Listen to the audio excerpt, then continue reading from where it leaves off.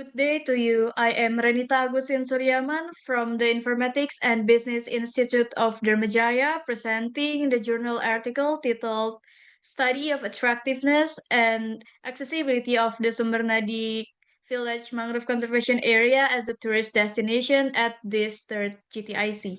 In addition to myself as the lead author, this article was also written by my two colleagues, Aulia Hania Alase and Asiska Bila Shahrani.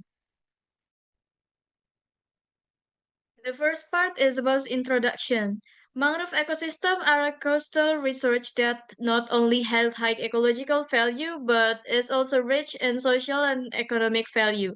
This can be seen from the function of mangroves as a barrier against coastal erosion, a carbon sink, a refuge for marine life, and a breakwater to prevent the large wave from endangering life in offshore areas. In terms of economic value, Nurhayati and Yuliana in 2021 argue that mangrove conservation areas have great potential as tourism destinations because they can increase environmental awareness and preservation among the community while also providing opportunities for economic improvement through sustainable tourism. The Sumbernadi Mangrove Conservation Area offers a unique natural panorama with a tree tracking stretching through 2,200 meters of mangrove trees, and this conservation area is also a natural habitat for crabs, which the local community calls yuyugong. With such potential, this conservation area has not yet been fully utilized.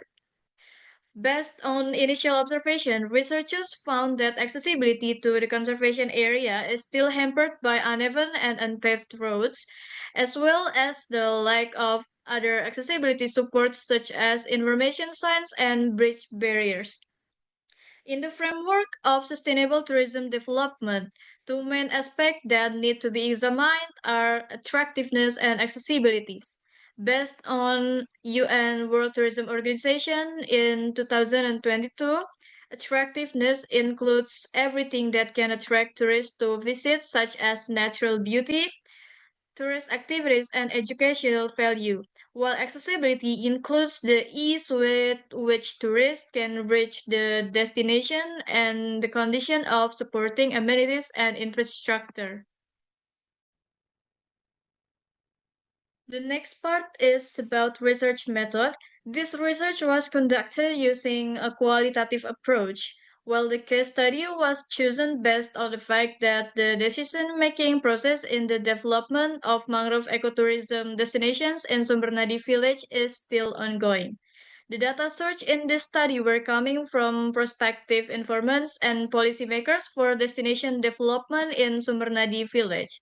There were three types of informants in this study: the head of Sumbernadi village, the head of the village service section, and the local resident who are currently studying tourism. The primary data in the study were provided by informants through passive participatory observation, and the next primary data collection technique is through semi-structured interview. And the next part is finding and discussion. The observation results. The first is the tourist attraction in this destination is still limited to viewing the mangrove forest. And the second, there are many potholes and unpaved roads when tourists want to go to the destination, and this is dangerous for tourists who visit using large vehicles such as tourist buses. The third, inside the destinations, the tree trekking trails don't yet have bridge barriers to ensure their safety of visiting tourists. The fourth, there are no signboards or signage explaining the layout of the destination. And the fifth, public toilets are not evenly distributed and the buildings are still limited to cubicles without doors. The next result is interview result. The first, the Samburnadi Village Mangrove Conservation Area is the first of its kind, so it has no competitors for from similar areas. The second, The development of the Sumbernadi Mangrove Conservation Area is constrained by financial support from the Sud Lampung Regency government, even though this destination is accessible from various entry points to Lampung province. Third, ecologically, the development of the Sumbernadi Village Mangrove Conservation Area is an effort to preserve environment and prevent abrasion. And the fourth, economically, this conservation area was built as an effort to reduce unemployment and provide a new source of livelihood for the people of Sumbernadi village. And the last part is conclusions. First, the results of initial observations and interviews can be used as a reference in determining further development plans, and future research can use this research proposal as a reference in developing the research to be conducted. The second, subsequent research should expand on the topic and details not covered in this research proposal.